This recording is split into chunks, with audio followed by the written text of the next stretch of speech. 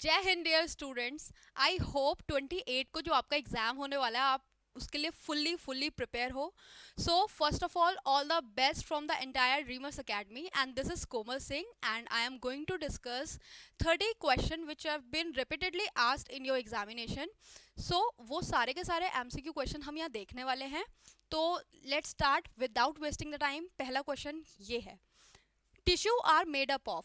ठीक है, टिश्यू क्या होते हैं? The group of cell that perform a different set of function. तो अगर आपने टिश्यू का डेफिनेशन पढ़ा होगा तो these are a group of similar cells to perform a particular task. कोई एक पर्टिकुलर टास्क परफॉर्म करते हैं और ये सिमिलर सेल्स का ग्रुप होते हैं। ओके, तो this statement is going to be wrong. Next statement देखते हैं, the collection of cell that perform a similar और रिलेटेड फंक्शन। ये क्या है? कलेक्शन ऑफ सेल है। यस, बिल्कुल ठीक है, ये कलेक्शन ऑफ सेल्स होता है दैट परफॉर्म अ सिमिलर और रिलेटेड फंक्शन। बिल्कुल ठीक स्टेटमेंट है, तो अकॉर्डिंग टू दिस ये option B is correct. But फिर भी नेक्स्ट ऑप्शन पढ़ लेते हैं, सी, सब cellular structures that aid in the performance of the cell's role. तो ये सब सेल्यूलर स्ट्रक्चर्स नहीं होते हैं, ये फुल्ली सेल होता है, सेल का ग्रुप होता है, ना कि सब सेल्यूलर स्ट्रक्चर्स का ग्रुप। ओके, तो B option is the correct one. Next अगर आप देखोगे, the cell was discovered by, cell किसने डिस्कवर किया था? तो cell was discovered by Robert Hooke in 1665। इन्होंने कहा देखा था? कॉर्क में देखा था। किसमें देखा था? कॉर्क में देखा था। और कॉर्क क्या थी? आपका एक लकड़ी का टुकड़ा था, उसमें इन्होंने देखे थे इस तरीके के कुछ कंपार्टमेंट्स नजर आ रहे हैं, तो उनको उन्होंने क्या नाम दे दिया? सेल। और इस टाइम तक माइक्रोस्कोप नहीं था, तो इन्होंने आज सिंपल लेंस के थ्रू ही इसको देखा था। बाद में देखोगे आप, जो अब अदर ऑप्शन है उसको भी मैं आपको एक्सप्लेन कर देती हूँ इस क्वेश्चन के according. B option is the correct one. Leeuwenhoek, Leeuwenhoek ने क्या करा था? ल्यूवेनहॉक ने आपका लिविंग सेल्स में देखा था। किस में देखा था? लिविंग सेल्स में। डिस्कवरी नहीं की थी, लेकिन बाद में जब रॉबर्ट हुक ने डिस्कवरी की थी उसके बाद उन्होंने लिविंग सेल्स में देखा था, और यहाँ पे आपके माइक्रोस्कोप के एडवांसमेंट आ चुकी थी।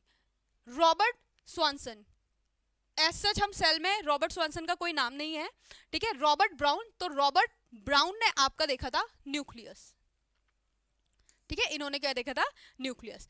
So next question is, protoplasm found. अब यहां पे लिखा हुआ है उन्होंने protoplasm found inside the nucleus, यानी कि प्लाज्मा मतलब फ्लूइड।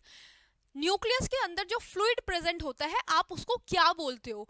तो अमाइलोप्लास्ट? नो, अमाइलोप्लास्ट क्या है? एक टाइप का क्लोरोप्लास्ट है, ठीक है। नेक्स्ट आपका साइटोप्लाज्म, साइटोप्लाज्म फ्लूइड तो होता है लेकिन न्यूक्लियस के अंदर नहीं, न्यूक्लियस के बाहर जो फ्लूइड होता है उसको हम साइटोप्लाज्म बोलते हैं।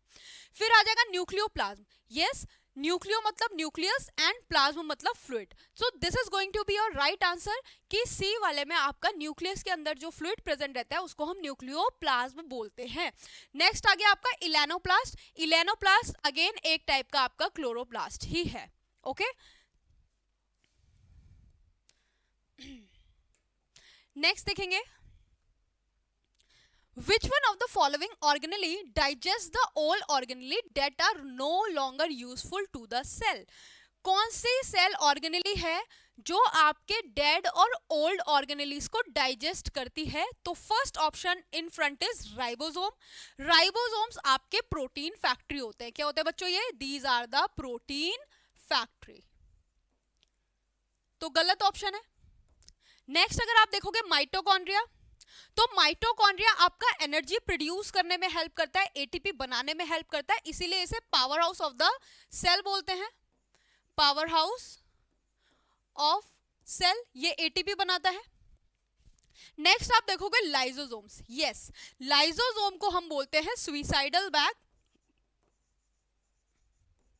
सुइसाइडल बैग बोलते हैं। और ये क्या करते हैं? इनके अंदर होता है हाइड्रोलाइटिक एंजाइम, इनके अंदर होते हैं हाइड्रोलाइटिक एंजाइम।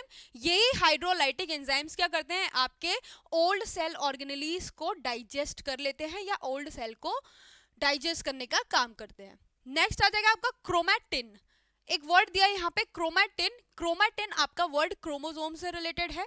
डीएनए से रिलेटेड है, तो ये आपकी कॉम्पैक्ट फॉर्म ऑफ डीएनए होगी, compact form of DNA, compact form of DNA. या ये बोल लो जब डीएनए प्लस प्रोटीन होता है उसको हम क्या बोलते हैं, क्रोमेटिन बोलते हैं, DNA plus protein. Yes, so sorted. The correct answer is going to be lysosome because lysosome he digest करेगा all cell organelles को. Next question. Phloem in the plant perform. अब आपको मैं यहाँ पे बता देती हूँ कि फ्लोएम और जाइलम, फ्लोएम और जाइलम दोनों ही आपके क्या होते हैं, वैस्कुलर बंडल्स। क्या होते हैं आपके, वैस्कुलर बंडल्स। ठीक है, तो फ्लोएम, फ्लोएम मतलब फा से मतलब फूड, फा का मतलब फूड, और जाइलम आपका क्या ट्रांसपोर्ट करेगा, वाटर। ठीक है, तो यहाँ पे देखो इसका काम क्या है, conduction of food. I think पहला ही ऑप्शन सही है, yes this is the correct answer. तो अगर यहाँ पे अगर ऊपर फ्लोएम की जगह पे आपको दिया होता जाइलम, अगर दिया होता आपको जाइलम, तो जाइलम का करेक्ट आंसर हो जाता conduction of water. Providing support, बेटा प्रोवाइडिंग सपोर्ट में हम टिश्यू पढ़ते हैं तो सपोर्टेड टाइप के पढ़ेंगे, तो यहाँ पे आपका आ जाएगा स्क्लेरेनकाइमा, स्क्लेरेनकाइमा। ओके, उसके बाद आ जाएगी फोटोसिंथेसिस। फोटोसिंथेसिस तो एक प्रोसेस है जिसको प्लांट सनलाइट का यूज करके, वाटर CO2 का यूज करके अपने लिए फूड बनाते हैं, that process is called as the photosynthesis. ठीक है, तो आपको जितने भी ऑप्शन है मैं एक्सप्लेन कर देती हूँ सो दैट किसी भी ऑप्शन से कोई भी क्वेश्चन आपका फ्रेम होके आ जाए तो यू शुड नो कि किसका क्या फंक्शन है। ओके, तो according to this question the correct answer is A. Done.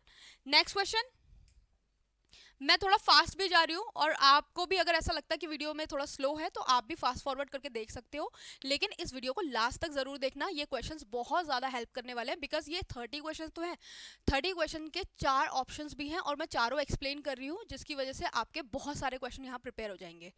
Okay, next question is that the common point of similarity between DNA and RNA is. अब DNA और RNA के reference में हम यहाँ पे देखेंगे, मैं इसको थोड़ा सा डिटेल में बताऊंगी बिकॉज बहुत इंपॉर्टेंट क्वेश्चन है और ये टॉपिक भी बहुत ज्यादा इंपॉर्टेंट है, ज्यादा क्वेश्चन आते हैं इससे।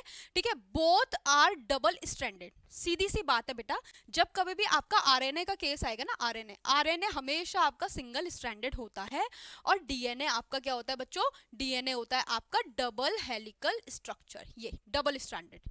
ओके, फिर आ जाएगा आपका both have identical sugar molecules. इसके अंदर आइडेंटिकल शुगर मॉलिक्यूल्स होते हैं क्या, नहीं। आपके जो आरएनए होता है ना, आरएनए के आर से याद रखना राइबोज शुगर होता है इसके अंदर, और डीएनए के डी से याद रखना बच्चों कि यहाँ पे होगा डीऑक्सी राइबोज, डीऑक्सी राइबोज। यानी कि आपको आरएनए के आर से याद रखना है कि राइबोज शुगर प्रेजेंट होगा और डीएनए में डीऑक्सी राइबोज। थोड़ा सा अगर मैं स्ट्रक्चर यहाँ पे बता दूं तो पेंटोज शुगर होता है। ठीक है, यहाँ पे इस सेकंड पोजीशन पे आपका आरएनए में OH प्रेजेंट होगा, वेयर एज डीएनए में आपका OH, डीएनए में आपका OH क्या होता है बेटा, एब्सेंट होता है, यहाँ पे उसकी जगह पे H प्रेजेंट होता है, तो ये डिफरेंस है। ओके, ये डिफरेंस है। नेक्स्ट आपका ऑप्शन है both have identical pyrimidine bases. ठीक है, आपके दो तरीके के नाइट्रोजनस बेस होते हैं, एक होता है प्यूरिन और दूसरा होता है पायरिमिडिन। तो प्यूरिन्स देखोगे आप, देखो यहां से भी क्वेश्चन आ सकता है इसलिए मैं इसे लिखवा रही हूं, पायरिमिडिन्स ध्यान से सुनना, ये क्वेश्चन बहुत इंपॉर्टेंट है। प्यूरिन्स के हो गया आपका एडिनिन और गुआनिन, और पायरिमिडिन का हो गया आपका साइटोसिन, थाइमिन। देखो एक और होता है uracil.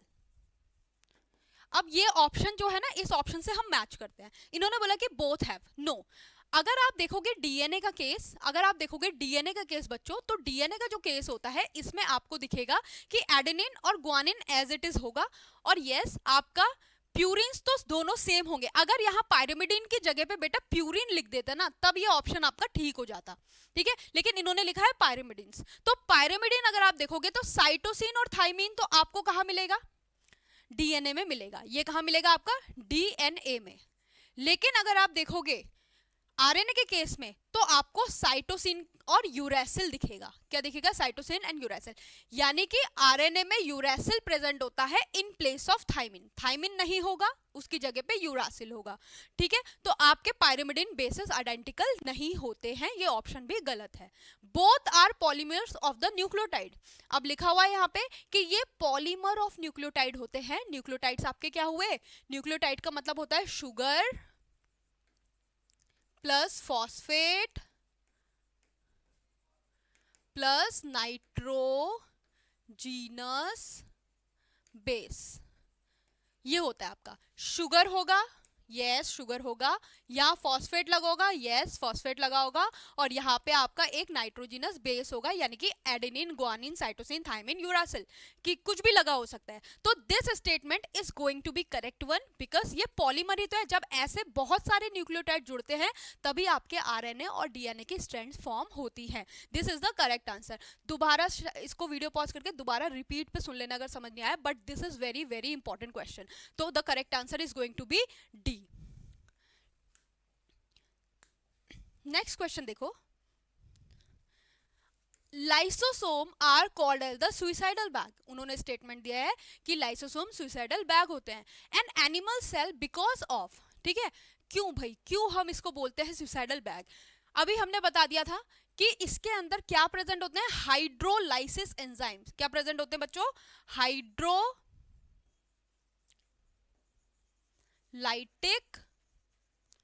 Enzymes. Hydrolytic enzymes present होते हैं। सो सैप्रोफाइटिक एक्टिविटी, मैं एक एक ऑप्शन आपको समझाती हूँ। देखो सैप्रोफाइटिक का मतलब होता है कि कोई भी ऑर्गेनिज्म अगर डेड ऑर्गेनेली पे फीड करता है या डेड ऑर्गेनिज्म पे फीड करता है उसको हम सैप्रोफाइट बोलते हैं। फॉर एग्जांपल आपके फंगाई, ठीक है, फंगाई अगर आ जाएगा तब आप देखोगे कि सैप्रोफाइटिक मोड ऑफ न्यूट्रिशन उसमें प्रेजेंट होता है।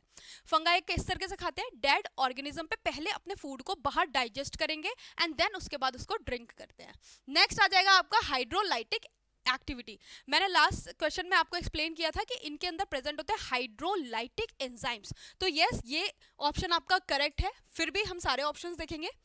पैरासिटिक एक्टिविटी, पैरासाइट्स का मतलब ये होता है कि अगर एक ऑर्गेनिज्म दूसरे ऑर्गेनिज्म पे फीड कर रहा है तो वो दूसरे ऑर्गेनिज्म यानी कि होस्ट जिसके ऊपर वो फीड कर रहा है उसको तो नुकसान पहुंचाएगा और उसको बेनिफिट होगा। Like example mosquito. मस्कीटो क्या करता है बेटा? एक तो आपके ही ब्लड पे फीड करता है, दूसरा आपको ही मलेरिया देके चले जाता है। ठीक है, तो ऐसी एक्टिविटी को बोलते हैं जिसमें एक ऑर्गेनिज्म को फुली बेनिफिट होता है और दूसरे ऑर्गेनिज्म को लॉस होता है, उसे बोलते हैं हम parasitic activity. Catalytic activity, catalytic activity का मतलब ये होता है कि एंजाइम्स के प्रेजेंस में आपके बड़े बड़े मॉलिक्यूल्स स्मॉलर पार्ट्स में टूटते हैं या ब्रेक डाउन होते हैं। ठीक है, that is called the catalytic activity. तो इसका करेक्ट आंसर हो जाएगा hydrolytic activity because of the presence of hydrolytic enzymes. Next question.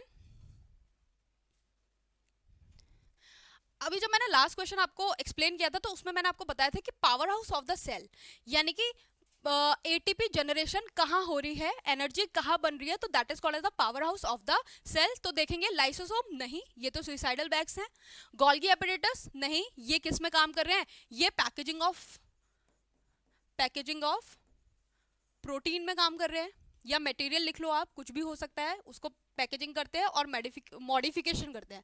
Packaging भी करेंगे प्लस मॉडिफाई भी करेंगे। Mitochondria, this is the correct answer because mitochondria आपका क्या बना रहा है? एटीपी के फॉर्म में एनर्जी बना रहा है। एटीपी की फुल फॉर्म अगर नहीं पता है तो मैं लिख देती हूँ एडिनोसिन ट्राइफॉस्फेट। नेक्स्ट आ जाएगा आपका एंडोप्लाज्मिक रेटिकुलम। एंडोप्लाज्मिक रेटिकुलम आपके जो न्यूक्लियस होता है ना उसके बाहर वाली मेम्ब्रेन पे अटैच रहता है। इसके दो टाइप होते हैं, एक होता है रफ एंडोप्लाज्मिक रेटिकुलम, एक होता है रफ एंडोप्लाज्मिक रेटिकुलम, एक होता है स्मूथ एंडोप्लाज्मिक रेटिकुलम। जो रफ वाला होता है ये आपका प्रोटीन बनाता है, ये भी मोस्टली आस्क्ड क्वेश्चन में से एक है कि रफ वाला आपका प्रोटीन बनाएगा, वेयर स्मूथ वाला आपका बनाता है लिपिड। लिपिड अगर याद नहीं होता तो यू हैव ऐसे करके याद रख लेना कि जो बटर और घी होता है अगर उसको हाथ पे रब करोगे तो बहुत स्मूथ होते हैं, वो स्मूथ वाले आपके लिपिड बनाएंगे because lipid is a type of fat. Okay, next question. The inner membrane of mitochondria. Mitochondria के इनर मेम्ब्रेन से क्वेश्चन पूछा गया है। देखो माइटोकॉन्ड्रिया का मैं स्ट्रक्चर यहाँ बना देती हूँ। This is your mitochondria. इसकी अगर आउटर मेम्ब्रेन आप देखोगे तो एकदम स्मूथ है, ठीक है, कोई भी फोल्ड प्रेजेंट नहीं है। लेकिन इनर मेम्ब्रेन अगर आप देखोगे बच्चों तो इनर मेम्ब्रेन पे इस तरीके के आपके फोल्ड्स नजर आएंगे। तो इन फोल्ड्स का नाम पूछा गया है, इन फोल्ड्स का नाम पूछा गया है कि ये जो फोल्ड है इनका नाम क्या है, तो इसका नाम होता है आपका क्रिस्टे। क्या होता है आपका? क्रिस्टे। देखो मीजोजोम्स तो क्या होता है ना, आपके प्रोकैरियोटिक ऑर्गेनिज्म होते हैं। प्रोकैरियोटिक और यूकैरियोटिक जो ऑर्गेनिज्म होते हैं आपने पढ़ा होगा, जिसमें प्रिमिटिव टाइप का न्यूक्लियस प्रेजेंट होता है। जो प्रोकैरियोटिक ऑर्गेनिज्म होते हैं उनकी जो सेल मेम्ब्रेन होती है ना, वो अंदर की साइड को फोल्ड हो जाती है इस तरीके से, और ऐसे कुछ स्ट्रक्चर बना लेती है, इसे बोलते हैं मीजोजोम्स। ये बेसिकली रेस्पिरेशन में काम करते हैं। उसके बाद आपके हो जाएंगे ग्लाइऑक्सिजोम। ग्लाइऑक्सिजोम क्या होते हैं? आपके कुछ वेसिकल्स प्रेजेंट होते हैं, ठीक है, उसे बोलते हैं ग्लाइऑक्सिजोम्स। नेक्स्ट होगा आपका फैगोसोम। फैगो जहां पे भी वर्ड आ जाएगा इसका मतलब होगा ईटिंग, ठीक है, ये कोई भी सेल डेब्रीज होगी या कुछ होगा उसको खाने का काम करेंगे, ठीक है। तो माइटोकॉन्ड्रिया के इनर मेम्ब्रेन का नाम क्या है? क्रिस्टे है। ये फोल्डेड इसलिए होती है क्योंकि सरफेस एरिया बढ़ जाए, जितना ज़्यादा सरफेस एरिया होगा उतना ज़्यादा एनर्जी प्रोडक्शन होगा। और ये बात भी सुन लो कि जो एटीपी का प्रोडक्शन होता है वो आपके इनर मेम्ब्रेन पे ही होता है, इनर मेम्ब्रेन पे आपका एटीपी का प्रोडक्शन होता है। ये क्वेश्चन भी पूछा गया है, ठीक है। Next, name the jelly like substance present between the cell membrane and the nucleus. उन्होंने बोला कि सेल मेम्ब्रेन और न्यूक्लियस के बीच में जो जेली लाइक सब्सटेंस है, I think we already have discussed it, ठीक है, आपको एकदम आंसर आ जाना चाहिए। ये रहा आपका न्यूक्लियस। मैंने बोला था न्यूक्लियस के अंदर जो फ्लूइड होगा उसको बोलेंगे हम न्यूक्लियोप्लाज्म। लेकिन अगर सेल मेम्ब्रेन है, ये आपकी क्या है? सेल मेम्ब्रेन है। और सेल मेम्ब्रेन के अंदर और न्यूक्लियस के बाहर जो फ्लूइड होगा उसको हम क्या बोलेंगे बच्चों? साइटोप्लाज्म। ये डायरेक्ट क्वेश्चन है, इसलिए ज्यादा डिस्कशन नहीं, टाइम भी सेव करना है।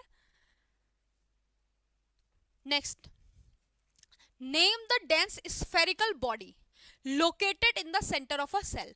उसने बोला डेंस है, स्फेरिकल है और सेंटर ऑफ अ सेल में लोकेटेड है, तो उसका नाम क्या हो जाएगा भाई? यहीं से देखो, सेल वॉल नहीं, क्योंकि सेल वॉल तो बाहर पेरिफेरी पे प्रेजेंट होती है सेल के।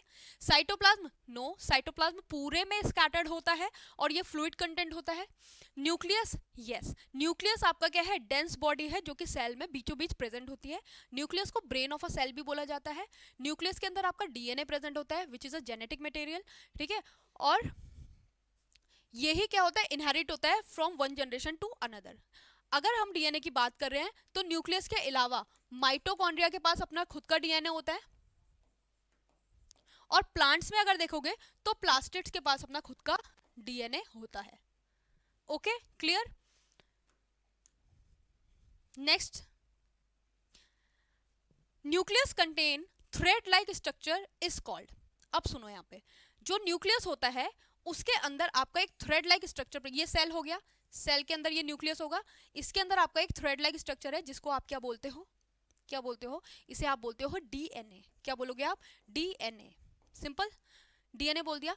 लेकिन डीएनए के कॉम्पैक्शन के बेसिस पे अगर आप देखोगे, यहां पे देखो, अगर ये ऐसे लीनियर फॉर्म में है तब तो आप इसको बोलोगे डीएनए, क्योंकि ये बहुत लेंदी होता है, 2.2 मीटर होता है, तो एक छोटे से सेल के छोटे से कोने में फिट नहीं हो सकता, जिसकी वजह से आप इसकी पैकेजिंग करते हो। तो आपने क्या करा? इसको हिस्टोन प्रोटीन के साथ क्या करा? पैकेजिंग करा। अभी मैं बता चुकी हूँ, ठीक है। आपने क्या करा? हिस्टोन एक टाइप का प्रोटीन होता है जो डीएनए की पैकेजिंग में हेल्प करता है, तो हिस्टोन प्रोटीन के थ्रू आपने इसको पैक्ड किया। अब जब आपने इसको इस फॉर्म में पैक करा है तो ये एक लूज थ्रेड, जैसे माला होती है ना, माला के जैसे नजर आता है, मोती धागा, Beed on a string structure, इसको हम क्या बोलते हैं? क्रोमेटिन। क्या बोलते हैं बेटा? क्रोमेटिन। अगर आप इस क्रोमेटिन को और ज्यादा कंडेंस कर दोगे तब आपके बन जाते हैं क्या? क्रोमोसोम्स। क्या बन जाते हैं आपके? क्रोमोसोम्स का फॉर्मेशन हो जाता है, ठीक है। और ये क्रोमोसोम आपको सेल डिवीजन के टाइम पे, यानी कि सेल जब डिवाइड हो रही होगी तब ही नजर आएगा, उससे पहले अदरवाइज ये इस थ्रेड के फॉर्म में पड़े रहते हैं। तो correct answer is going to be a chromosome according to these options, ठीक है। क्रोमोसोम्स होते हैं, these are the thread like structures. Vacuoles होते हैं? नहीं, वैक्यूल नहीं होते। वैक्यूल आपके प्लांट में प्रेजेंट होते हैं, आगे आएगा इससे रिलेटेड क्वेश्चन, और प्लास्टिड से रिलेटेड भी मैं आपको आगे बता दूंगी। Next question, the membrane of a vacuole is called as. देखो ये आपका क्या है? एक प्लांट सेल है, प्लांट सेल में सबसे बाहर वाली जो मेम्ब्रेन होती है उसको हम क्या बोलते हैं? सेल वॉल बोलते हैं। सेल वॉल, जो सबसे आउटर मोस्ट लेयर होती है उसको हम बोलते हैं सेल वॉल। सेल वॉल के अंदर फिर आपकी एक फ्लेक्सिबल लेयर होगी जिसको आप बोलोगे सेल मेम्ब्रेन। क्या बोलोगे आप? Cell membrane. देखो सेल मेम्ब्रेन आपकी प्लांट सेल में भी होती है, एनिमल सेल में भी होती है, लेकिन एनिमल सेल में आपकी सेल वॉल एब्सेंट होती है। और प्लांट सेल के अंदर आपको एक बहुत लार्ज स्ट्रक्चर दिखेगा जो कि आपके प्लांट सेल का 90% तक का स्पेस ऑक्यूपाई करके रखता है। इसको आप बोलते हो वैक्यूल। क्या बोलते हो आप? वैक्यूल। और वैक्यूल की एक सिंगल मेम्ब्रेन होती है। ये क्वेश्चन भी आ सकता है कि कितनी मेम्ब्रेन्स होती हैं? तो सिंगल मेम्ब्रेन होती है और सिंगल मेम्ब्रेन का नाम होता है टोनोप्लास्ट। क्या होता है? टोनोप्लास्ट। ओके, टोनोप्लास्ट बहुत ज्यादा इंपॉर्टेंट है, पूछ लेते हैं कई बार, बच्चों को नहीं पता होता। ऐसे ही न्यूक्लियस के बाहर की मेम्ब्रेन होगी तो न्यूक्लियर मेम्ब्रेन, माइटोकॉन्ड्रियल मेम्ब्रेन, लेकिन इसका नाम थोड़ा डिफरेंट है तो इसका नाम पूछ लिया जाता है टोनोप्लास्ट। नेक्स्ट आ जाओ आप। Next question is plastid that contain a green colour pigment. पहले मैं आपको बता देती हूँ कि plastids are exclusively present in plant cell. ठीक है, यहाँ पे अगर आप देखोगे इसके दो टाइप होते हैं, क्योंकि लास्ट वाला अगर आप क्वेश्चन देखोगे, इससे पहले एक क्वेश्चन था उसमें इलेनोप्लास्ट और एमाइलोप्लास्ट पूछा था, तो हो सकता है कि ऑप्शन में ये चीजें पूछ ली जाए, तो मैं आपको पूरा प्लास्टिड एक्सप्लेन कर देती हूँ। तो सबसे पहले क्या है ना, प्लास्टिड। प्लास्टिड आपके कौन कौन से होते हैं भाई? देखो यहाँ पे आ जाएंगे आपके ल्यूकोप्लास्ट, ल्यूकोप्लास्ट, फिर आ जाएंगे आपके क्रोमोप्लास्ट, क्रोमोप्लास्ट, देन आ जाएंगे आपके क्लोरोप्लास्ट। ल्यूकोप्लास्ट जो हैं बेटा वो आपके दो टाइप के हैं। कितने टाइप के हैं? दो टाइप के हैं। तो ल्यूकोप्लास्ट होंगे आपके, sorry, these are of 3 types: amyloplast,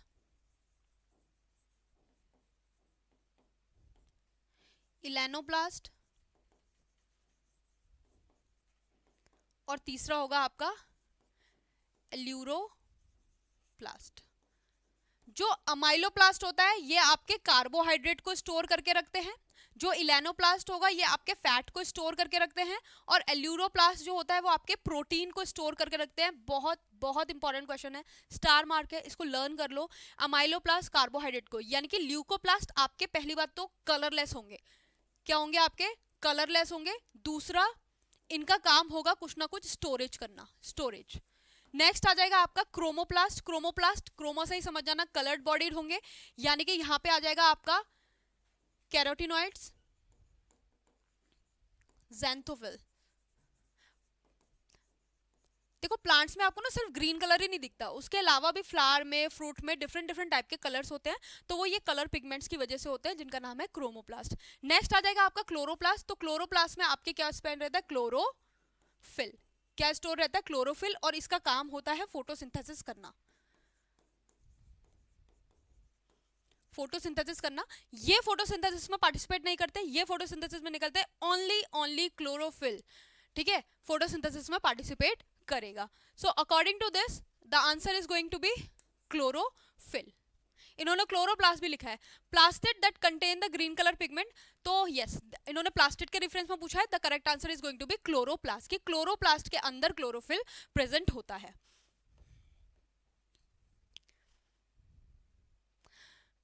next question is what are the structural and functional unit of inheritance. इन्होंने ये पूछा है कि स्ट्रक्चरल है और फंक्शनल है, और ये इनहेरिट होंगे from one generation to the another generation. तो आपने हमेशा बोला होगा कि मेरे जीन्स बहुत ज्यादा स्ट्रॉन्ग है, मेरे फादर टॉल है इसलिए मैं भी टॉल हूँ। ठीक है, my mama is having a long hair, तो I am also having a very long hair. तो ये सब किसकी वजह से होता है? जीन्स की वजह से होता है। तो जीन्स क्या होता है? आपके डीएनए के कुछ सेगमेंट होते हैं, they are present on the chromosomes. ठीक है, अभी हमने देखा ना, डीएनए हो गया, क्रोमेटिन हो गया, क्रोमोसोम, सब एक ही चीज है, बट कॉम्पैक्शन के बेसिस पे हमने उसको बोला है। तो the correct answer is going to be gene. So gene are the segment on chromosome, जैसे ये रहा, यहाँ पे एक जीन प्रेजेंट होगा, तो एक क्रोमोसोम पे ना बच्चों मल्टीपल जीन प्रेजेंट हो सकते हैं। सपोज ये आपके हाइट के लिए हो गया, ये आपका आई कलर के लिए हो गया, ये आपकी स्किन के लिए हो गया, ठीक है, या और भी मेटाबॉलिक एक्टिविटीज हो गई, तो उसके रिगार्डिंग आपके हर एक जीन के सीक्वेंसेस आपके क्रोमोसोम पे प्रेजेंट होती है, और एक क्रोमोसोम पे मल्टीपल जीन प्रेजेंट हो सकते हैं। ये भी क्वेश्चन पूछा जा सकता है कि एक क्रोमोसोम पे क्या एक ही जीन प्रेजेंट होता है, मल्टीपल होते हैं, तो correct answer is multiple. Okay, next is cytoplasm contain. Cytoplasm में क्या होगा, देखो भाई, साइटोप्लाज्म एक फ्लूइड है जो कि सेल के अंदर भरा हुआ है, और सेल के अंदर और क्या क्या चीजें होती हैं, बेसिकली ये क्वेश्चन बनना चाह रहा था, ठीक है। तो माइटोकॉन्ड्रिया यस होता है, लाइसोसोम होता है, गोल्गी बॉडी भी होता है, तो correct answer is going to be all of ever. बहुत सिंपल क्वेश्चन था। Which among the following gives the green color to the leaf? अभी अभी मैंने डिस्कस करा, ग्रीन कलर कौन प्रोवाइड करने वाला है लीव्स को? The answer is chlorophyll. यहाँ पे अगेन प्लास्टिड्स लिखा हुआ है, तो प्लास्टिड आपके अभी मैंने बताया कि 3 टाइप के होते हैं, तो कोई सा भी टाइप का प्लास्टिड हो सकता है, लेकिन जो ग्रीन कलर प्रोवाइड करेगा वो सिर्फ और सिर्फ क्लोरोफिल ही प्रोवाइड करेगा। Nucleus is separated from a cytoplasm by the membrane is called. अभी मैंने मेम्ब्रेन आपको वैक्यूल की बताई थी, तो उस टाइम मैंने आपको बताया था कि न्यूक्लियस के बाहर जो मेम्ब्रेन होगी उसको आप क्या बोलोगे? Nuclear membrane. बहुत ही सिंपल क्वेश्चन है, ठीक है, nuclear membrane. Next question, Nissl granule. यहां पे मैं आपको थोड़ा सा डायग्राम बना देती हूँ। निसेल ग्रैन्यूल आर प्रेजेंट इन, अगर आप डायग्राम पहचान पा रहे हो तो आपको एकदम समझ में आ जाएगा इसका आंसर क्या होने वाला है, ठीक है। ये है आपका एक न्यूरॉन यानी कि नर्व सेल, तो नर्व सेल में ये हो गए आपके डेंड्राइट्स, ये हो जाता है आपका एक्सॉन, ये हो जाएगी पूरी आपकी सेल बॉडी, ये हो जाएगा आपका न्यूक्लियस, और यहीं पे आपके निसेल ग्रैन्यूल्स प्रेजेंट होते हैं, छोटे छोटे ग्रैन्यूल्स, ठीक है, जो कि which are very rich in rough endoplasmic reticulum, और प्रोटीन बनाने का काम करते हैं, और यहीं से सिग्नल ट्रांसमिशन होता है और यहां से सिग्नल निकल जाता है, ठीक है। तो ये है आपका न्यूरॉन का डायग्राम। The correct answer is going to be nerve cell, ठीक है। Nissl granules are present in nerve cell. Next question, nutrition includes the study of. Nutrition की जो स्टडी है, तो द ऑर्गेनिज्म फूड, यस, हम न्यूट्रिशन में फूड के बारे में तो पढ़ते ही हैं। प्रोसेस ऑफ डाइजेशन, यस, उसके बाद the way an organism obtained its food, तो इसका करेक्ट आंसर हो जाएगा all of above. Next question, what is not secreted by stomach. थोड़ा सा स्टमक के बारे में है। म्यूकस सिक्रीट करता है स्टमक, यस, स्टमक आपका म्यूकस सिक्रीट करता है। ये एक जे शेप का ऑर्गन होता है, सॉरी, जे शेप का ऑर्गन होता है। तो यहाँ पे आप देखोगे क्योंकि ये एससीएल भी प्रोड्यूस करता है, तो एससीएल से बचने के लिए एक थिक म्यूसिलेजिनस लेयर बनाता है, जिसके आप क्या बोलते हो? म्यूकस बोलते हो। क्या बोलते हो? म्यूकस, जो प्रोटेक्ट करता है आपका स्टमक की लाइनिंग को फ्रॉम द एससीएल। एससीएल तो ये प्रोड्यूस करता ही है। नेक्स्ट, डाइजेस्टिव जूसेस भी प्रोड्यूस करता है, ये बाइल प्रोड्यूस नहीं करता है, और क्वेश्चन नॉट के रेफरेंस में पूछा गया है, तो ये बाइल प्रोड्यूस नहीं करता, और बाइल आपका कौन प्रोड्यूस करता है? Liver. Next question, a metal ion present in the chlorophyll. तो क्लोरोफिल के अंदर आपका प्रेजेंट होता है मैग्नीशियम। सिंपल है, डायरेक्ट क्वेश्चन है, मैग्नीशियम प्रेजेंट होता है। Which one of the following is not a part of large intestine. यहाँ पे आपने देखना है कि लार्ज इंटेस्टाइन का कौन सा पार्ट है, कौन सा नहीं है। Rectum is a part of large intestine. जब लार्ज इंटेस्टाइन खत्म होती है, वहां पे एक सैक लाइक स्ट्रक्चर होता है जिसमें जिसे रेक्टम बोलते हैं, और रेक्टम में जो आपके फीसस होते हैं वो टेम्पररीली स्टोर किए जाते हैं। Second is colon. Colon is also a part of a large intestine. Next is caecum. Caecum एक स्टार्टिंग पॉइंट होता है जिसमें आपका अपेंडिक्स प्रेजेंट होता है। स्टार्टिंग पॉइंट होता है इस तरीके से, अगर आप देखोगे यहाँ से स्मॉल, ये लार्ज इंटेस्टाइन है, तो यहाँ पे एक वर्म लाइक स्ट्रक्चर प्रेजेंट होता है जिसे आप अपेंडिक्स या वर्मीफॉर्म अपेंडिक्स बोलते हो। नेक्स्ट हो गया आपका ड्यूडेनम। ड्यूडेनम आपका स्मॉल इंटेस्टाइन के फर्स्ट पार्ट को बोलते हैं। ड्यूडेनम एक स्मॉल इंटेस्टाइन का फर्स्ट पार्ट होता है, उसे बोलते हैं। तो yes, correct answer is going to be duodenum. Next, bile contain no, यानी कि बाइल में क्या चीज प्रेजेंट नहीं होती है? Enzyme, organic salt, bilirubin, biliverdin. तो बाइल जूस के अंदर आपके कोई भी एंजाइम्स प्रेजेंट नहीं होते हैं। करेक्ट आंसर इज ए। देखो ऑर्गेनिक सॉल्ट इसके अंदर प्रेजेंट होते हैं। जो बिलिरुबिन और बिलिवर्डिन है, जब आपका आरबीसीज ओल्ड हो जाते हैं या डेड हो जाते हैं तो उससे आपका कन्वर्ट करके बनाया जाता है येलो कलर के पिगमेंट जिसे बोलते हैं बिलिरुबिन और बिलिवर्डिन। ये आपके फीकल मैटर के थ्रू बाहर बॉडी से रिमूव आउट कर दिया जाते हैं। जब आपको जॉन्डिस होता है तब ये बिलिरुबिन और बिलिवर्डिन का लेवल बहुत ज्यादा बढ़ जाता है और बॉडी से रिमूव आउट नहीं हो पाते, जिससे बॉडी आपकी पेल येलो पड़ने लगती है।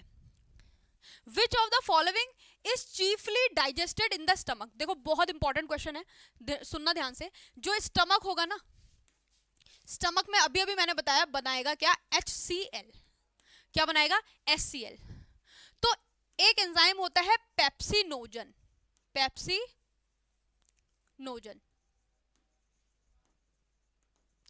पेप्सिनोजन ना एक इनएक्टिव फॉर्म ऑफ एंजाइम है जो HCl के प्रेजेंट में एक्टिव हो जाएगा और बना देगा आपका पेप्सिन। तो याद रखना pepsinogen, pepsin and protein, PPP। ठीक है, पेप्सिनोजन किसके डाइजेशन में हेल्प करता है, प्रोटीन। और protein is exclusively digested inside the आपके स्टमक में डाइजेस्ट होता है बिकॉज HCl का रिक्वायरमेंट रहता है इस एंजाइम को एक्टिवेट होने के लिए। Next question, which of the following is chiefly digested in the stomach? Okay, this is same question. Large intestine in man mainly carries out. जो लार्ज इंटेस्टाइन होता है मैन में, वो क्या काम कर रहा है भाई, डाइजेशन ऑफ अ फैट। यहीं पे लिख लो फटाफट, डाइजेशन ऑफ अ फैट होता है आपका स्मॉल इंटेस्टाइन में। स्मॉल इंटेस्टाइन में पूछा जा सकता है। एब्जॉर्प्शन भी आपका स्मॉल इंटेस्टाइन में होता है, एसिमिलेशन भी आपका स्मॉल इंटेस्टाइन में होता है, यानी कि फूड आपका एब्जॉर्ब होगा थ्रू द विली। किसके थ्रू, विली के थ्रू यहाँ पे एब्जॉर्ब होगा और उसके बाद पूरी बॉडी में जब सर्कुलेट करेगा उस प्रोसेस को हम एसिमिलेशन बोलते हैं। डाइजेशन ऑफ अ कार्बोहाइड्रेट क्या है यहाँ पे, next is digestion of a carbohydrate. देखो भाई कोई भी आपका कार्ब अगर रह जाता है, अगर आप डाइट में बहुत ज्यादा कार्ब लेते हो तो कार्ब अगर रह जाता है तो कार्ब जो होता है ना आपका लार्ज इंटेस्टाइन में बचा कुचा डाइजेस्ट होता है। ठीक है, सो यहाँ पे और क्या भी होता है, आपका absorption of water and minerals भी होता है। एब्जॉर्प्शन ऑफ, ये तो आपको पता होगा लेकिन ये आपने नहीं सुना होगा, absorption of water and mineral. और क्या होता है, विटामिन B12 का भी एब्जॉर्प्शन यहां पर होता है। तो ये तीन इंपॉर्टेंट चीजें मैंने आपको बता दी है कि कार्ब का और water and mineral and vitamin B12। तो go through it. In the mouth the food is in the form of. अब इन्होंने पूछे अलग अलग फॉर्म्स कि अगर आपके माउथ में फूड है तो उसको क्या बोलते हैं। तो सबसे पहले जो है ना काइम, काइम मतलब एक लिक्विड फॉर्म ऑफ फूड होता है। जब आपका खाना स्टमक में चले जाता है, चर्निंग की प्रोसेस होती है, उसके बाद ना वो लिक्विड ही फॉर्म में कन्वर्ट हो जाता है, उसको हम बोलते हैं काइम। ठीक है, तो ये तो आपके स्टमक में होता है। काइल, डाइजेस्टिव सिस्टम में I have not heard this word Kyle. Next is bolus, जब आपका सलाइवा के साथ फूड मिक्स हो जाता है तो उसे आप बोलते हैं बोलस। जब आप च्यू करते हो ना और एकदम खाना ऐसे बाहर निकालते हो तो स्टिकी स्टिकी सा होता है, that is called the bolus. Yes, the correct answer is going to be a bolus. और जो पैलेट्स आपका है, तो पैलेट का मतलब है जब फीकल मैटर आप देखोगे ना, फीकल मैटर के अलग अलग जगह पे फीकल मैटर पड़ा होता है तो उसको पैलेट्स बोलते हैं। Okay, next question, appendix is a part of. मैंने आपको बता दिया था कि भाई अपेंडिक्स किसका पार्ट होता है, appendix is a part of caecum, यानी कि लार्ज इंटेस्टाइन का पार्ट है सीकम, उसी का पार्ट होगा आपका अपेंडिक्स। ये कोलोन भी है लेकिन इलियम और ड्यूडेनम जो है आपके स्मॉल इंटेस्टाइन के पार्ट हैं और सीकम और कोलोन आपके लार्ज इंटेस्टाइन के पार्ट हैं। लेकिन आप कंफ्यूज मत करना, कोलोन में नहीं, सीकम यहाँ पे मैंने आपको बना के भी दिखाया था, एक वॉर्म लाइक स्ट्रक्चर होगा ये, इसे आप बोलते हो vermiform appendix. So these are the mostly asked question in your examination. All the very best बच्चों, आपका एग्जाम है 28 को, बहुत अच्छे से करके आना, stay calm and please do follow us on our social media handles. उसका link आपको description box में मिल जाएगा and have a great time and stay tuned.